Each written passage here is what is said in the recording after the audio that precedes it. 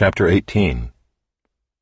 As soon as he had finished speaking to Saul, the soul of Jonathan was knit to the soul of David, and Jonathan loved him as his own soul.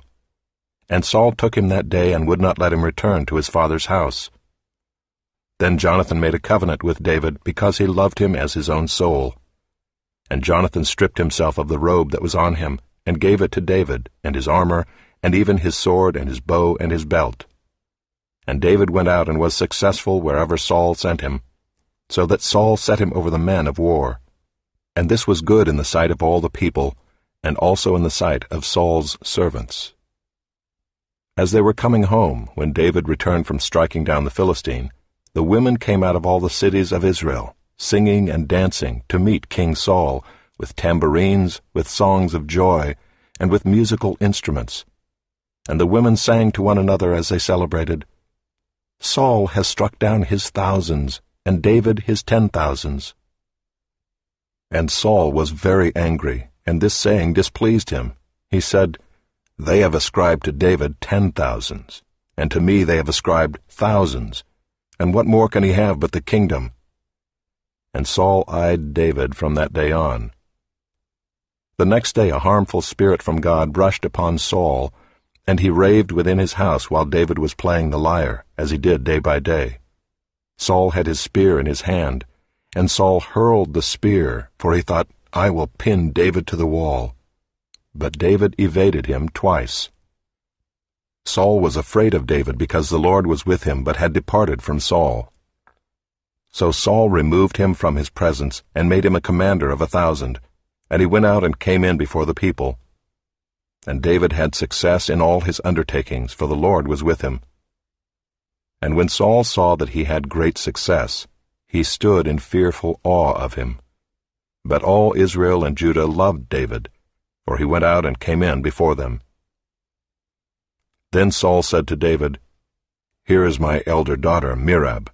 I will give her to you for a wife. Only be valiant for me and fight the Lord's battles." For Saul thought, "Let not my hand be against him, but let the hand of the Philistines be against him." And David said to Saul, "Who am I and who are my relatives, my father's clan in Israel, that I should be son-in-law to the king?" But at the time when Merab, Saul's daughter, should have been given to David, she was given to Adriel the Maholathite for a wife.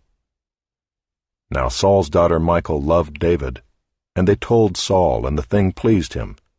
Saul thought, "Let me give her to him, that she may be a snare for him, and that the hand of the Philistines may be against him."